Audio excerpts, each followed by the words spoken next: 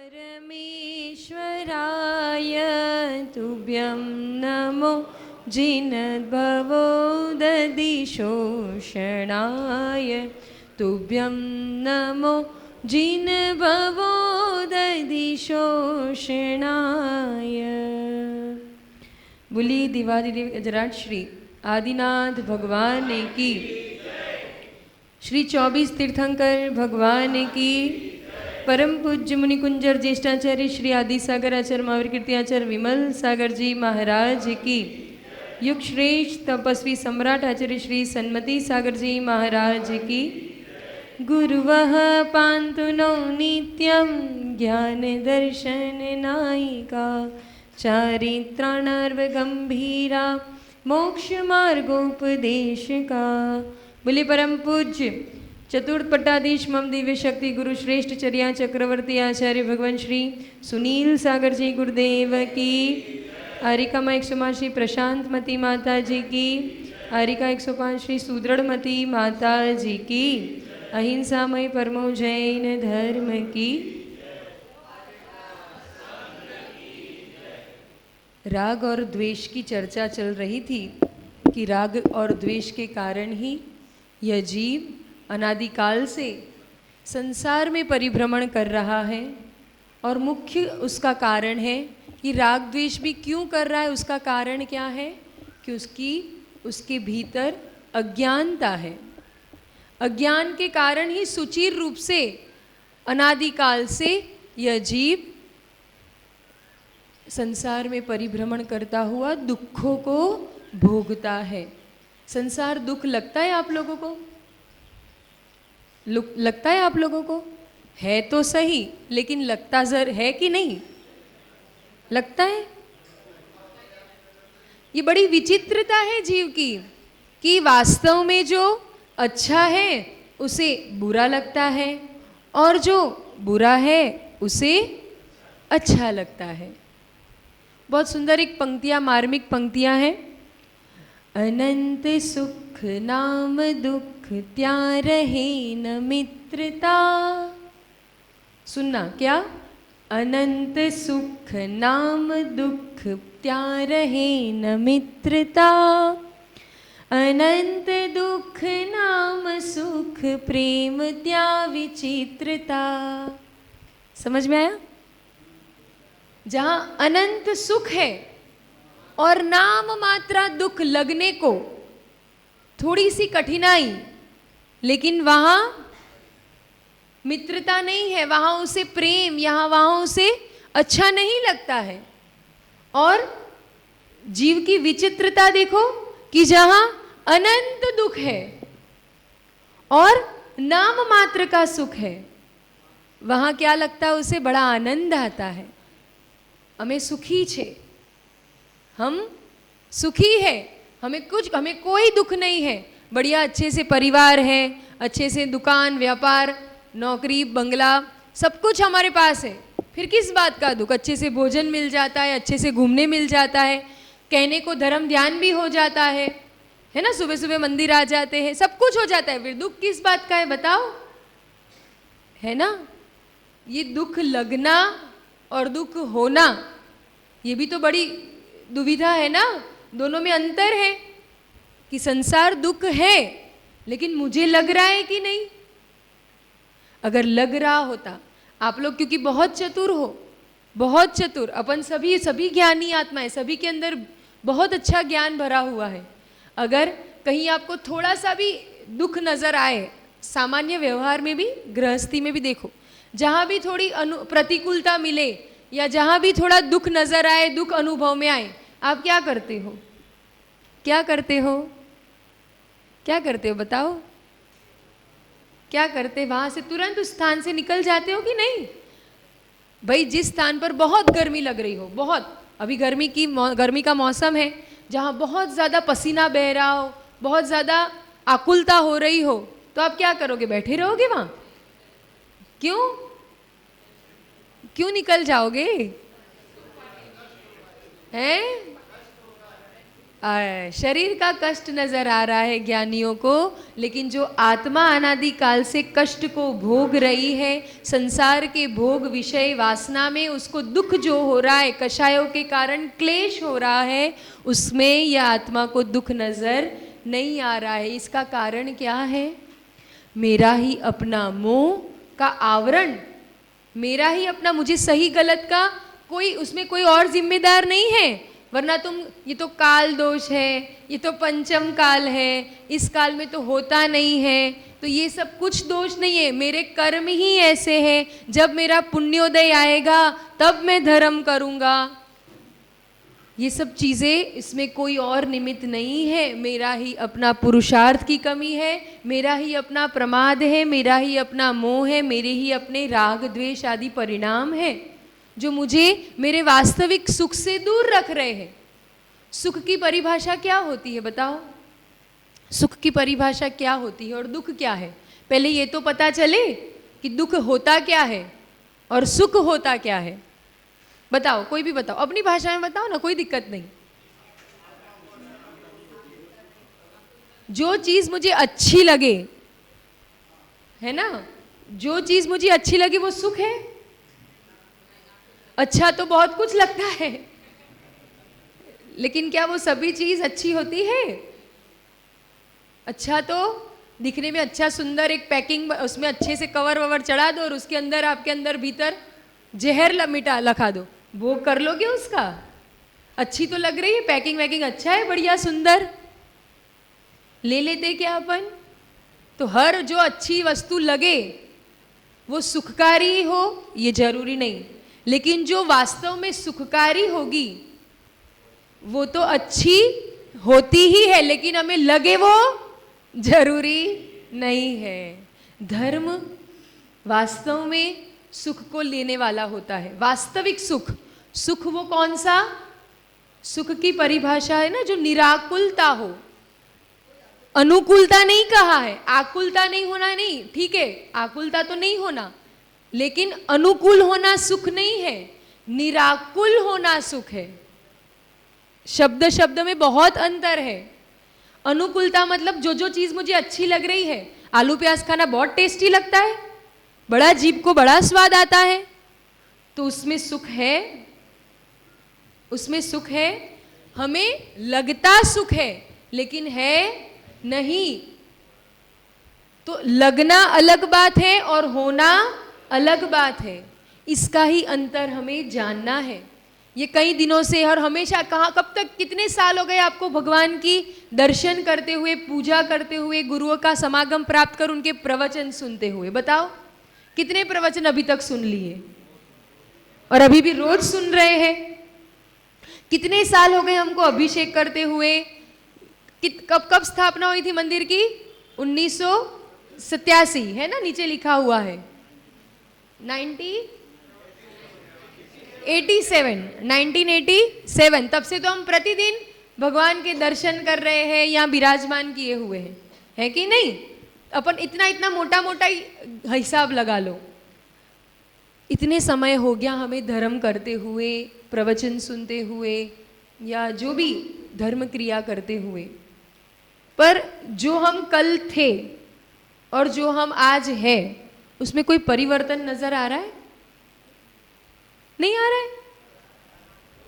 थोड़ा थोड़ा तो आ रहा है ना भाई। पहले 8 बजे उठते थे, 9 बजे उठते थे, अब अभिषेक करने जाना है तो 6 बजे उठ गए, प्रवचन सुनने आना है तो फिर और आधा घंटा यहाँ बैठ लिए, है कि नहीं? आहार दान का अवसर मिला तो आहार, मतलब ये धर्म, ये बात हम यही बताना चाहते हैं आपको कि जब हम धर्म और धर्मात्माओं से जुड़ते हैं तो निश्चित रूप से परिवर्तन आता है,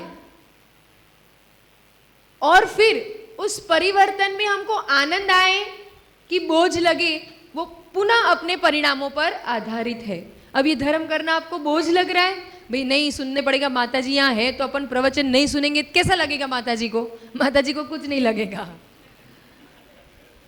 माता जी को कुछ नहीं लगेगा।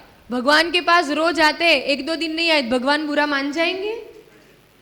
वो बन गए भगवान है, ये बनने वाले भगवान है, ये पुरुषार्थ कर रहे हैं, तो उनके जैसा पुरुषार्थ करना पड़ेगा नहीं? नहीं, और आप लोगों को भी अगर ऐसा सुखमय जीवन चाहिए तो ऐसे प्रभावित नहीं होना पड़ता कि कोई हमारे साथ क्या कर रहा है क्या नहीं कर रहा है। धर्मात्मा का सबसे बड़ा ये लक्षण होता है कि वो अपने कर्तव्यों को करता है और उसमें कर्ता बुद्धि नहीं रखता है।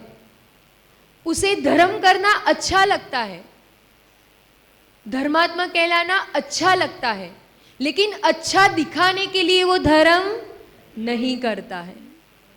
अंतर समझ रहे हो आप? धर्म करना अच्छा लगता है लेकिन अच्छा दिखने के लिए धर्म नहीं करता है। बस यही अंतर है मिथ्या दृष्टि और सम्यक दृष्टि का। हम कैसे धर्म और धर्मात्मा सुरक्षित रहे, चाहे मेरा अपना धर्म हो या किसी का हो, किसी और का धर्म, कोई और धर्मात्मा हो या चाहे स्वयं मैं धर्मात्मा रहूं, मेरे अपने धर्मात्मा, मैं खुद धर्मात्मा, मेरी अपनी बात हो या चाहे किसी और की बात हो, कैसे धर्म और धर्मात्मा सुरक्षित रहे, इसी चिंता, और चिंता भी कैसी, क्लेश रूप या संक्लेश रूप नहीं, एक आत्मिक रूप से कि कैसे धर्म और धर्मात्मा सुरक्षित रहे, जीवंत रहे, जीवित रहे। और ये कब हो पाएगा? जब जिसमें वास्तविक सुख है वो हमें हितकर लगे और जिसमें स्वभाव से ही दुख हो। अच्छा ये बताओ आप, पानी होता है, पानी, उसे गर्म होने में पुरुषार्थ लगता है कि ठंडे होने में? मेहनत किस में लगती है? गर्म करने में। अच्छा ये बताओ, उपवास करना आसान है कि भोजन करना आसान है? मेहनत किस में लगती है? बनाओगे, व्यापार पहले तो सबसे पहले कमाओगे, उसके लिए बहुत सारी पढ़ाई करोगे। बचपन से देखो क्या करते आ रहे, छोटे थे फिर बड़े हुए, स्कूल गए से फिर कॉलेज गए, फिर नौकरी की, कॉलेज भी भाई अच्छी से अच्छी पढ़ाई करेंगे तो किस में मिलेगा एडमिशन? अच्छी कॉलेज में मिलेगा। अच्छी से अच्छी कॉलेज में अच्छी से अच्छे परसेंटेज लाओगे, फिर इंटरव्यू में पास होगे, वो मेहनत करोगे तब अच्छी कंपनी में जॉब मिलेगा। अच्छी कंपनी में जॉब करोगे, अब अच्छी छोकरी के लिए भी एडमिशन चाहिए, है ना, उसके लिए मशक्कत करोगे पूरी कितनी सारी, है ना, वो भी अच्छी भाग्य से मिल गई तब तो सौभाग्य है, मेरा भी धर्म पलेगा, उसका भी धर्म पलेगा, ठीक है, वो मिल गई, चलो अच्छी बात है। फिर उसका पालन पोषण करने के लिए, अपना पालन पोषण करने के लिए सुबह से दिन से शाम तक लगे रहोगे, दौड़ते रहोगे, है ना। फिर वो आ गई, अब उसके साथ और टुन्नू मुन्नू आएंगे तो उनके लिए पुरुषार्थ करोगे। समझ में आ रहा है कितना पुरुषार्थ चल ही रहा है। मतलब भोजन फिर कमाओगे, फिर बनाओगे, फिर पकाओगे, फिर थाली में आएगा, उठाओगे, खाओगे, पचेगा, तब जाके वो फल देगा, मतलब आनंद आएगा। और उपवास में कितना पुरुषार्थ करना पड़ता है बताओ, कितनी मेहनत करनी पड़ती है। तो सरल क्या है, अच्छा क्या है? कोरोना भी है ना, कोरोना आया था ना, तो उसका सबसे आसान मतलब उपचार और एकदम सटीक उपचार पता है क्या था? जिसको भी कोरोना हो जाए, अगर वो 3 दिन का लंघन कर दे उपवास, तो कोरोना कितना भयंकर से भयंकर कोरोना, और कुछ और इतना ज्यादा भी नहीं हो सकता है, तो 3 दिन के लिए अनाज का त्याग कर दो। अनाज का त्याग कर दोगे मतलब आपके पाचन तंत्र को कहीं ना कहीं आराम मिलेगा। समझ में आया? उसे हल्का, उसे कम पुरुषार्थ करना पड़ेगा, वो सब चीज पचा लेगा, फिर आपकी बीमारी को भी पचा लेगा। तो आसान क्या है, लेकिन हमें लगता क्या है, कठिन क्या लगता है। समझ में आ गया अंतर? स्वभाव है हमारा ये सब। धर्म क्या है? वस्तु स्वभाव धर्म, मतलब वस्तु का स्वभाव है, और स्वभाव मतलब जो नेचुरली हमारे पास है, स्वभाव निसर्गज रूप से, हमें उसमें के लिए कोई पुरुषार्थ नहीं करना, ये धर्म हमारा स्वभाव है। 10 लक्षण धर्म बोलते हैं ना, 10 लक्षण धर्म। और ये स्वभाव कब कब आपके पास रहता है? आपका स्वभाव जो होता है ना, कुछ भी प्रेम शांति, ये इसके पुरुष, अच्छा गुस्सा करना कठिन है कि शांत रहना कठिन है? और हम शांत रहना कठिन लगता है हमको। अच्छा, बोलना कठिन है कि मौन रहना? अब आप बताओ, अंतर बताओ। जो जो चीज अच्छी है वो हमें क्या लगती है? कठिन लगती है। सरल है वो कठिन लगती है, और जो कठिन है वो सरल लगती है। और इसलिए हम उसका वास्तविक आनंद भी नहीं उठा पाते, उसका वास्तविक आनंद नहीं मिल पाता है। अगर हमें उसकी कंसेप्ट क्लियरिटी होगी और हमें, तो हम बोलते हुए भी आनंद करेंगे और मौन रहकर भी आनंद में रहेंगे, क्योंकि हमें पता है कि वास्तविक स्थिति क्या है। बोलना पड़ रहा है, भोजन कर, फिर क्या होगा? ये जब ये पता चल जाएगा ना कि भाई ये कठिन है और ये आसान है, तो फिर अब भोजन तो करना पड़ेगा। क्या होगा? भोजन कर रहा हूं नहीं, भोजन करना पड़ेगा। करना ही पड़ेगा नहीं, करना ही पड़ेगा अलग बात है, और करना पड़ रहा है। सम्यक दृष्टि को संसार के कार्य करने पड़ते हैं, और मिथ्या दृष्टि को, अज्ञानी को संसार के कार्य करने हैं। एक करने पड़ते हैं में है बहुत, एक करता है करने पड़ते हैं, क्या करूं, करने पड़ते हैं, और एक क्या कहेगा? करने ही पड़ते हैं, वरना कैसे चलेगा। ये करने पड़ते हैं में ही बड़ा अंतर है। ये धर्म का यही मर्म है। बाकी कोई धर्म बहुत करना बहुत आसान है, हमने उसको कठिन मान लिया है कि सुबह सुबह उठना पड़ेगा, सुबह सुबह मंदिर जाना पड़ेगा। कौन जाए? उठाता नहीं है, चलाता नहीं, घर के इतने सारे काम आपको थोड़ी पता चलता है माता जी, आपने थोड़ी गृहस्थी बसाई है, वो तो जो घर में रहता है उसको पता चलता है। नहीं, आपके 22 परिचय, हमारे 2200 है, तो ज्ञानी चुना किसने है? चुना किसने है? आपने चुना है। तो जो चीज हमने चुनी होगी तो उसको तो आनंद से करेंगे कि नहीं? तो फिर क्या करना पड़ेगा? कोई बात नहीं, अभी करना पड़ता है, लेकिन कब जल्दी से जल्दी ये छूटे। तो फिर गुस्सा करोगे क्या परिवार वालों पे? नहीं, आनंद से, कर्तव्य के साथ अपने कर्तव्य करेंगे, कर्तापना से नहीं।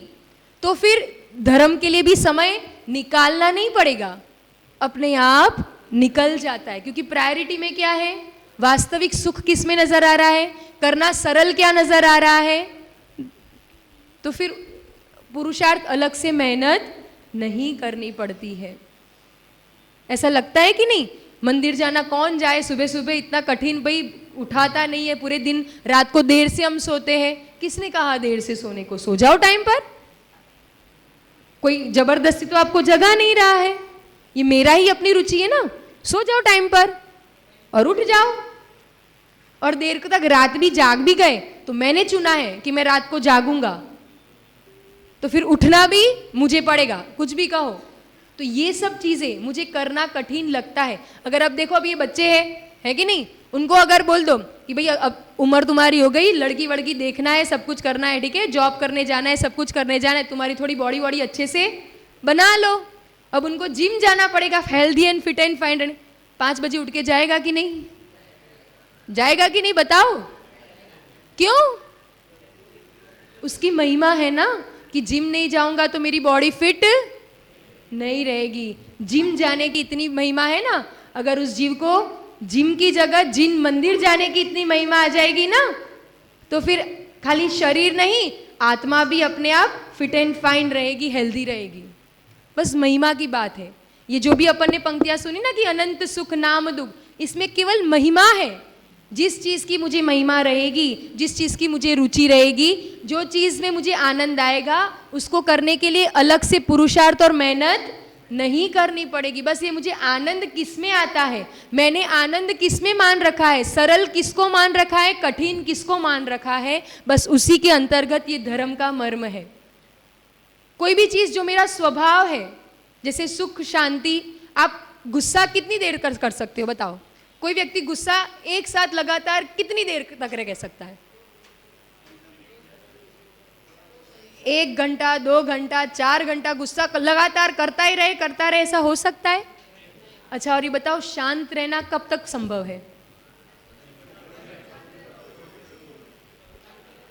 समझ में आया?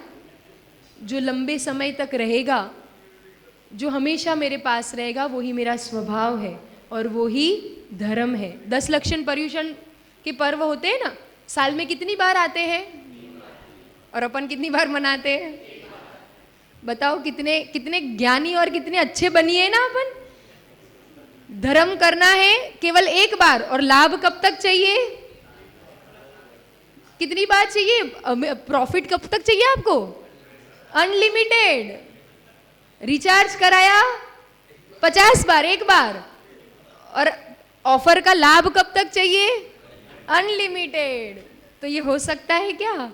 नहीं होगा। फिर कंपनी वाला भी लिमिट डाल ही देगा कि दिन में 2 GB से ज्यादा नहीं मिलेगा।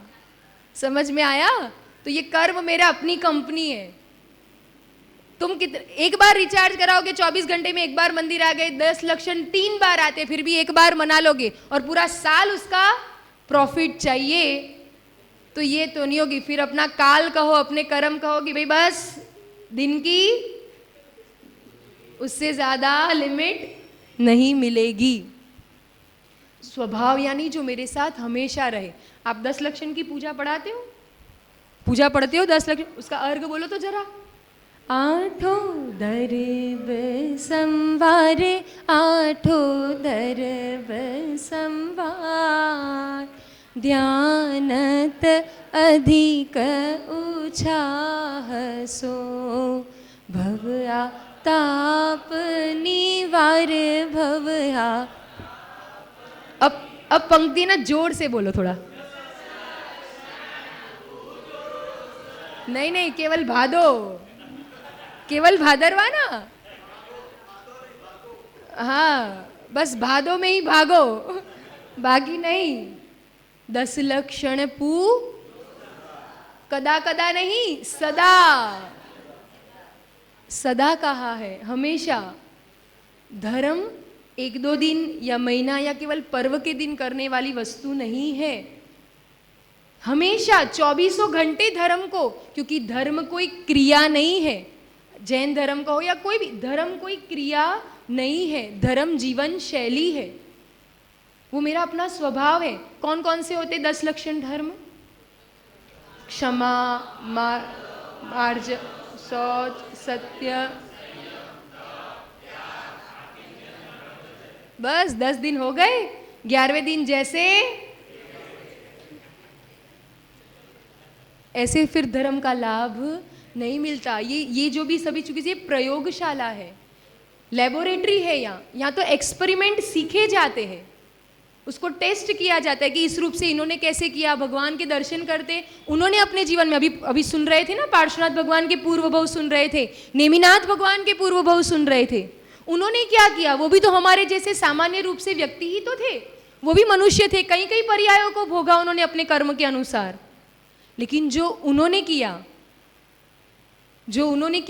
अगर वो हम करेंगे तो हम भी उनके समान बन सकते नहीं। भगवान का जो भूतकाल था, वो अभी हमारा क्या है? वर्तमान है। और अभी भगवान का जो वर्तमान है, वो हमारा भविष्य बन सकता है कि नहीं? बन सकता है। तो हमें यही करना है कि जो उन्होंने किया बस वो करना है। उन्होंने क्या किया? कोई उनको कुछ बोलता गया, कहता गया, मारता गया, पीटता गया, उन्होंने क्या कहा, क्या रखा? क्यों कमजोर थे पार्श्वनाथ भगवान? हैं? घर के ऊपर खाली समता सदन लिख दो, लिखा है कहीं? ओ, आपके घर ही लिखा है ना? अच्छी बात नहीं, बहुत अच्छी बात है। मेरे घर पे जब भी दृष्टि पड़ेगी तो मुझे क्या याद आएगा? वो घर की मकान, दीवार, वो भोग वैभव नजर नहीं आएंगे। क्या आएगा? समता। कोई बात नहीं, आज 2 मंजिल का घर है, समता। कल 4 मंजिल का बन जाएगा, समता। एक भी मंजिल ना रहे, घर त्याग हो जाए, शुल्लक जी बन जाओ, तो भी समता। कोई नुकसान हो जाए, घाटा हो जाए तो भी समता। ये संस्कार होने चाहिए। हम तो हमेशा कहते हैं कि हर जैनी का घर, हर जैनी का घर, हर श्रावक का घर राजा श्रेयांश की आहारदान शाला होना चाहिए। धर्म तीर्थ का परिवर्तन तो भगवान आदिनाथ ने किया कि नहीं? तीर्थंकर थे ना, तीर्थंकर थे, तो तीर्थंकरों का कार्य क्या होता है? धर्म तीर्थ का प्रवर्तन करना। प्रथम तीर्थंकर है आपके मूल नायक, तो उन्होंने धर्म तीर्थ का प्रवर्तन किया। लेकिन दान तीर्थ का प्रवर्तन कौन करेगा? कौन, किसने किया? कौन? उस समय किसने किया था? भगवान आदिनाथ को प्रथम आहार किसने दिया था? राजा श्रेयांश। श्रेणिक तो भगवान महावीर के काल में आए थे ज्ञानी, राजा श्रेयांश, है ना? तो तीर्थंकर ने तो धर्म तीर्थ प्रवर्तन किया, और दान तीर्थ का प्रवर्तन करने वाले कौन है? या जितने भी राजा श्रेयांश बैठे हैं, हम राजा श्रेयांश से कोई कम है क्या? अपने अपने घर के राजा तो सब कोई है कि नहीं? जरूर है। घर में बहुत सारी पेंटिंग लगाई रहते हैं अपन, बहुत सारे शोपीस, दुबई गए, बाली गए, कहाँ कहाँ गए, यूरोप गए, लंदन गए, वहां से महंगी चीज लेकर आते हैं और अपने घर में रखते हैं, है कि नहीं? भले उसमें कैसा ही पाप लगा हो, क्या हो, भगवान जाने। उसको देख देख के क्या भाव आएंगे? किसके संस्कार बनेंगे? वो भोग वैभव के ही संस्कार बनेंगे। भोग और मतलब यही विषय वासना के संस्कार बनेंगे। और उसी घर में एक सुंदर, जहाँ पर हम भोजन करते हैं, जहाँ पर भोजन बनता है, या सब एक साथ बैठकर जहाँ भोजन करते हैं, उसके सामने दीवार पर एक ज़रूर काम करना। अगर अभी कुछ लगाओ ना तो वो सब निकाल, भगवान का या गुरु का चित्र हो तो कोई बात नहीं, लेकिन अगर दीवार खाली पड़ी हो तो एक चीज़ जरूर करना। क्या? अपने अपने घरों में एक तस्वीर बनाना। कौन सी तस्वीर पता है? आदिनाथ भगवान, मुनि आदिनाथ आहार ग्रहण कर रहे हैं और उनको आहार दान दे रहे हैं राजा सोम और राजा श्रेयांश। ये चित्र अपने घर पर लगा देना तो क्या होगा उसका लाभ? उसके बहुत सारे लाभ हैं। सबसे पहले आपके घर में आप स्वयं प्रवेश करोगे या कोई भी अतिथि आपके घर में आएगा, उसे देखकर तुरंत भाव क्या आएंगे और आपके लिए क्या उनकी एक मानसिकता बनेगी? ये गुरु भक्त का घर है, ये घर में हमेशा मुनियों का आवागमन होता रहता है। और सबसे बड़ा अपने निजी लाभ देखो, प्रतिदिन आप भोजन करोगे, प्रतिदिन माँ भोजन बनाएगी, उस चित्र को देखेगी तो सबसे पहले भाव कि सब जितने भी संयमी इस भारत भर में भ्रमण कर रहे हैं, सबका रत्नत्रय स्वस्थ रहे, सबका आहार विहार निहार सही से, अच्छे से, अनुकूलता से, साधना के अनुकूल चलता रहे, सकुशल चलता रहे, निरंतराय सबका आहार हो, ये भाव उसको देख के बनेंगे। और हम भी भोजन करेंगे तो क्या होगा? पहले मैं आहार दान दूं, फिर मैं भोजन करूं। कितना सर आपका वो भोजन क्या हो जाएगा? पवित्र हो जाएगा। वो पाप की क्रियाएं भी क्या हो जाएगी? पुण्य रूप प्रवर्तित हो जाएगी। हर जैनी का घर राजा श्रेयांश की आहारदान शाला होना चाहिए। ऐसे धर्म किया जाता है। केवल यहाँ कर लिया, यहाँ तो करना ही है, ऐसा नहीं कि आना बंद कर लेना है, यहाँ तो आना ही है, सीखना है, करना है, उनसे प्रेरणा, उनसे आशीर्वाद, उनसे ऊर्जा लेकर, शक्ति लेकर जाना है। और फिर उसका प्रयोग कहाँ करना है? अपने घर पर, अपने दुकान पर, अपने आपसी रिश्तों में, संबंध में। हो जाता है गुस्सा, आपको भी आता है और हमको भी आता है। आता है कि नहीं? हमको भी आता है, मैं करता हूँ, आता नहीं है कहीं से, मैं करता हूँ, मेरे से भी हो जाता है। संस्कार है अनादिकाल से, उसी को तो जीतने निकले हैं ना, उसी को तो जीतने निकले हैं, हो जाता है। लेकिन फिर गुस्सा करना गलती नहीं है, लेकिन गुस्से को अगर खींचते रहो, गलतियों को खींचते रहो, वो गलत है। गलती हो गई, कोई बात नहीं, अब तुरंत उसमें से लौट आओ, उसको उसमें से बाहर निकल आओ और पुनः तुरंत रियलाइज कर दो कि नहीं नहीं मेरे से गलती हो गई। मैंने किसी महाव्रती का, कहो जैसे हम लोग होंगे आपस में, तो भाई वो भी एक आरिका है, हम भी आरिका है, वो भी मुनि महाराज है, हम भी मुनि महाराज है, इस रूप से तो भाई ठीक है, वो एक महाव्रती है। अगर अपन आत्मदृष्टि से देखें तो वो भी एक आत्मा है, हम भी एक आत्मा है, हो जाता है किसी, ये सब चीज़ करके तुरंत उसमें वापस लौट आते हैं। तो गलती होना गलत नहीं है, लेकिन उस गलती पर खींचते रहना वो बड़ी गलती है। और फिर इस रूप से धर्म को जिया जाता है। क्षमा का गान करते करते शांति चाहिए, भूषणम अहिंसा परमो धर्म, ये बोलते बोलते काम नहीं चलना, बोलने के साथ उसे करना भी पड़ता है, उसे जीना भी पड़ता है। तो फिर सब कुछ करना आसान है, फिर धर्म करना भी कठिन नहीं है। तो हमें अब याद चेक करना है कि हमें जो जो चीज अच्छी लग रही है वो वास्तव में अच्छी है कि नहीं। जो करना सरल लग रहा है वो वास्तव में सरल है कि कठिन है, ये आज विचार करना। फिर कल अपन पुनः चर्चा करेंगे। और इसी दिव्य मंगल भावना के साथ कि आप लोग आचार्य भगवान के विहार में भी अच्छे से अच्छे जुड़कर आप लोग के जो भी भावना है वो अपने नाम और लिखवा कर आचार्य भगवान को यहाँ अहमदाबाद चतुर्मास में लाने के लिए हम सभी बड़े उत्साह के साथ उनके प्रतीक्षा में हैं। गुरुओं की हमेशा हम प्रतीक्षा करें, अपने द्वार पर परीक्षा ना करें। कभी भी गुरुओं की, कोई भी गुरु हो, कहाँ भी पीछी कमंडलधारी है, मतलब अपना कर्तव्य क्या है, उनकी सेवा करना, उनसे वैयावृत्ति करना, उनकी परीक्षा कभी भी नहीं करना। गुरुओं के अपने द्वार पर हमेशा प्रतीक्षा करते रहे तो हम हर परीक्षा में सफल होंगे। ठीक है, तो इसी दिव्य मंगल भावनाओं के साथ कि आप सबका जीवन धर्ममय बने और आपके जीवन में धर्म से आत्मोन्नति हो, इसी दिव्य मंगल भावना के साथ जय बोलिए परम पूज्य आचार्य भगवान श्री सुनील सागर जी गुरुदेव की।